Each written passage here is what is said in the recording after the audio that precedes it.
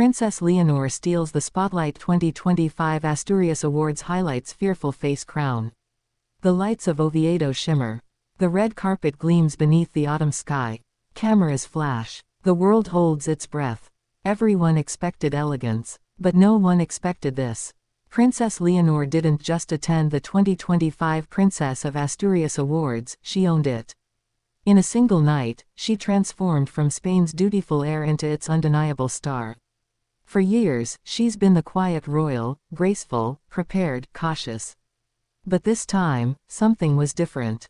The confidence in her stride, the warmth in her smile, the command in her voice, it all told a new story.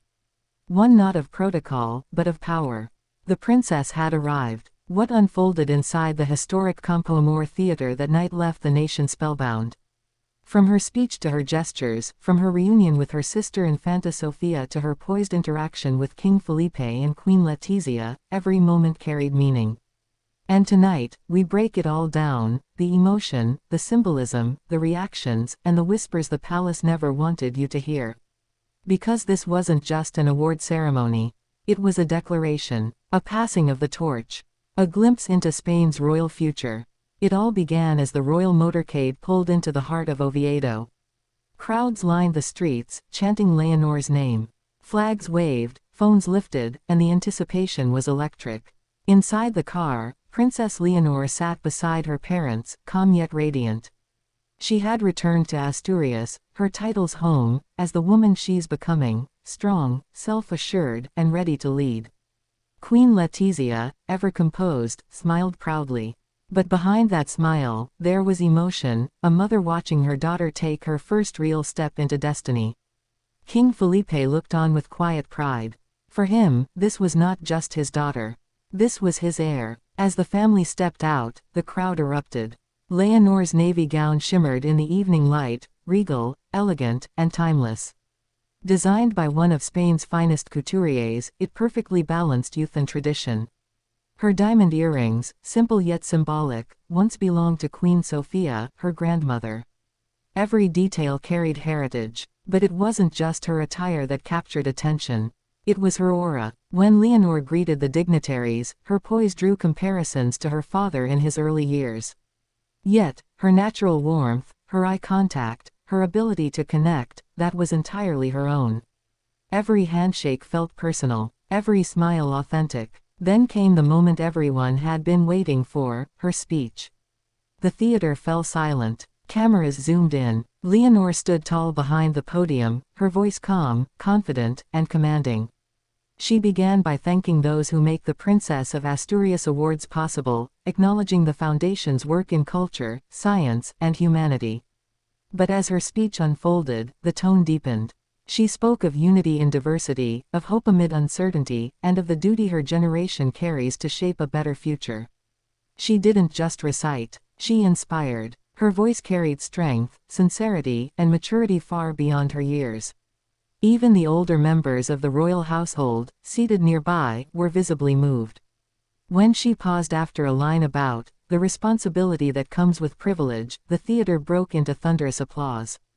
Queen Letizia's eyes glistened. King Felipe nodded, visibly emotional. And in that moment, it was clear, Spain had witnessed a transition. But that wasn't the only emotional moment of the night. Seated just a few rows away was her younger sister, Infanta Sofía. Though studying abroad, Sofía had returned to support her sister, marking their first joint appearance in over 6 years. When the cameras caught their eyes meeting across the hall, the world melted. That smile, that sisterly glance, spoke volumes. After the ceremony, the two reunited backstage. A long, tight embrace. Laughter. Whispered words only sisters understand. It was a rare glimpse behind the royal formality, two young women bound by blood, by love, and by the immense weight of their shared destiny. Reporters later described the moment as the emotional heartbeat of the night. But let's step back. How did Leonor get here? How did a teenager once shielded from the world evolve into a leader ready for the throne? It didn't happen overnight. Her journey began long before this glittering night in Oviedo. From her years at the Santa Maria de los Rosales School to her training at the UWC Atlantic College in Wales, to her military instruction at the General Military Academy in Zaragoza, every stage was meticulously designed to prepare her. But what no one expected was how naturally she would embrace it all. At the academy, Leonor endured the same rigorous physical and academic challenges as her peers. She hiked, marched, and trained through harsh conditions. She rose at dawn, made her bed, cleaned her barracks, and followed orders. And yet, through it all, she never asked for special treatment. Her instructors spoke of her humility, her peers of her discipline. That experience shaped her, it gave her strength, resilience, and a sense of purpose. And it showed, because when Leonor took that stage in Oviedo, she wasn't just a princess reading from a script. She was a leader speaking from conviction. After the ceremony, guests described her presence as magnetic. It was as if the spotlight followed her wherever she went, one attendee remarked. She has her father's composure, but her mother's fire. And that balance, that fusion of intellect, elegance, and authenticity, is precisely what makes her so captivating. But not everyone inside the palace was entirely at ease. Whispers suggest that some traditionalists within the royal circle found her growing confidence too modern. Her choice to subtly reference the importance of listening to the younger generation was seen by some as a quiet challenge to the establishment. Still, the public reaction was overwhelmingly positive. Social media erupted within minutes. Hashtags trended worldwide. Millions of Spaniards shared clips of her speech, calling her the voice of a new Spain. Even international outlets, from London to Paris to Washington, praised her poise and vision. The headlines were unanimous: Leonor steals the spotlight. But for Leonor, it wasn't about attention.